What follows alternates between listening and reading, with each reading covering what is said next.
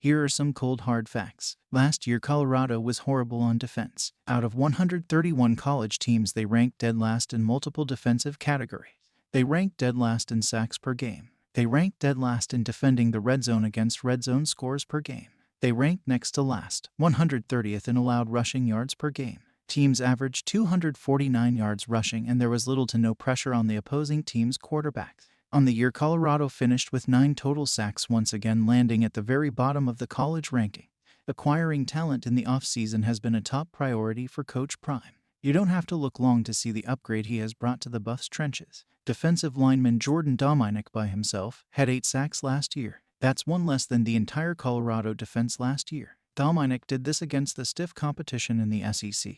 In fact, Dominick was the 3rd overall sack leader in the SEC and number 1 sack leader at his position. Needless to say, this is an instant upgrade in the trenches. And we haven't even gotten started. When rebuilding a football team, it's important for a coach to make smart decisions when acquiring players, including the acquisition of veteran defensive linemen and top prospects. Having a mix of veteran leadership and young talent can help create a dominant defensive line and establish the foundation for a successful team. Having veteran players provides the team with experience, knowledge, and a strong work ethic. These players have been through the ups and downs of the game and can provide leadership and guidance to the younger players. In addition, veterans often bring with them a wealth of knowledge about their position in the game as a whole, which can help the younger players develop more quickly. In the case of Coach Prime, gathering veteran defensive linemen from different Power 5 schools and acquiring high school prospects is a smart move in his efforts to build a dominant defensive line. A good defensive line is incredibly important for a football team, as it serves as the first line of defense against both the run and the pass. A great defensive line unit can greatly impact the outcome of a game, as it can disrupt the opposing offense, generate pressure on the quarterback, and control the line of scrimmage. I could give many examples of this from both college and the NFL. Teams like the Steel Curtain, New York Sack Exchange, and many others come to mind. But I will just mention 2 examples of dominant defensive lines. First up, the Fearsome Four was a legendary defensive line that played for the Los Angeles Rams in the 1970s. The unit was comprised of 4 Pro Bowl defensive tackles: Merlin Olsen, Deacon Jones, Lamar Lundy, and Rosie Grier. These 4 players earned their nickname due to their dominance and intimidating play on the field. The Fearsome Four dominated offensive lines and established the Rams as one of the top defenses in the league. Their dominant play helped lead the Rams to 4 consecutive NFC West Division titles from 1973 to 1976 and was a key factor in their success. The unit was known for its physicality, tenacity, and disruptive play, which made it difficult for opposing offenses to run or pass the ball effectively. Deacon Jones was considered the leader of the Fearsome Four and is widely considered one of the greatest defensive ends in NFL history. He was a dominant pass rusher and was known for his quick first step and powerful bull rush. Jones was a pioneer of the head slap move, which was later banned by the NFL due to safety concerns. Next, in college, the Wild Bunch was a legendary defensive line that played for the USC Trojans in the late 1960s and early 1970s. The Wild Bunch dominated the line of scrimmage and helped lead USC to 2 national championships in 1967 and 1972. Their dominant play was a key factor in USC's success during this period, and they were considered one of the top defenses in the country.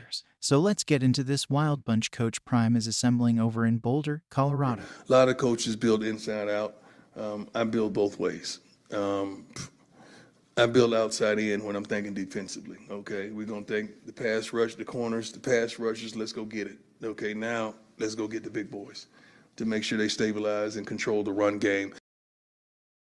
Let's start with the Arkansas transfer, Jordan Dominick. The highlight that jumps off the page in regard to Dominick is his motor. A high motor description is probably tossed around more than it should. Those qualifications are never quitting on a play, being able to get off the ball fast, and finding the football. One of his great characteristics is his relentlessness and the fact those sacks ended in forced fumbles. He utilizes the tomahawk very well to cause fumbles. He has tremendous handwork and rapid-fire feet. To assist with his pure speed, Dominick also has great stop-and-go ability. The defensive equivalent to hesitation moves on offense. It can freeze a lineman in place. It's essentially a defensive lineman who can juke would-be blockers. Doing so can open up a gap or lessen the edge for him to speed through. These attributes make Jordan a dominant force at his position, and he has instantly improved the defensive line position for Colorado.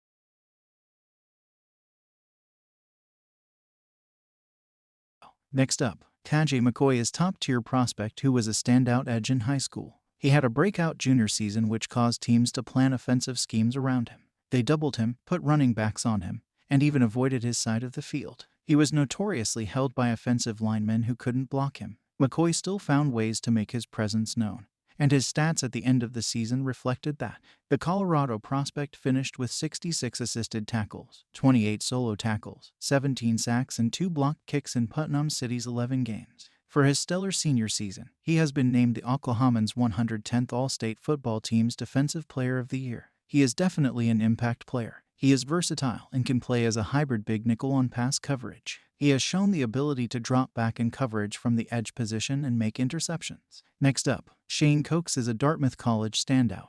Coates was one of the more productive defensive linemen in the Ivy League while at Dartmouth. Coates is versatile and could likely play inside and out at defensive end, where he has shown a lot of prowess in pressuring quarterbacks. The 6'3", 275-pound Coates finished this past season for the 3-7 Big Green with 54 tackles, 28 unassisted, 8.5 tackles for losses of 43 yards, and 4.5 sacks for negative 28 yards. He also had 2 quarterback hurries and he forced a fumble. His performance earned him second-team All-Ivy League for the second season in a row. As a junior, he had 32 tackles to lead all Dartmouth big defensive linemen, and he had 5.5 tackles for loss and 4.0 sacks. Next up, Tage Alston had a knee injury that held him back early in his career in Morgantown, but eventually Alston was able to become a regular contributor for the Mountaineers, making 12 starts and playing in 13 games during the 2021 season. He finished that year with 37 tackles, including 23 solo stops, 5 sacks, and 11 tackles for loss. Alston capped the 2021 season with 3 tackles, including a tackle for loss and a forced fumble, in the Guaranteed Rate Bowl against Minnesota. He finished that season nationally ranked and one of the top defensive linemen in the Big Ten. This season, Alston played in 12 games but saw a diminished role to finish the season with 18 tackles, 7 solo, to go along with 2 sacks and 3 tackles for loss. The 6'4" defensive lineman also had a career-high 2 forced fumbles. Taylor Upshaw is a 6'5", 240-pound strong-side defensive end from Bradenton, Florida. He is the son of former NFL defensive lineman Reagan Upshaw and the brother of Clemson walk-on linebacker Reagan Upshaw Jr. In 2022, as a senior, Upshaw logged playing time in 13 games and logged a total of 256 snaps for the Wolverines.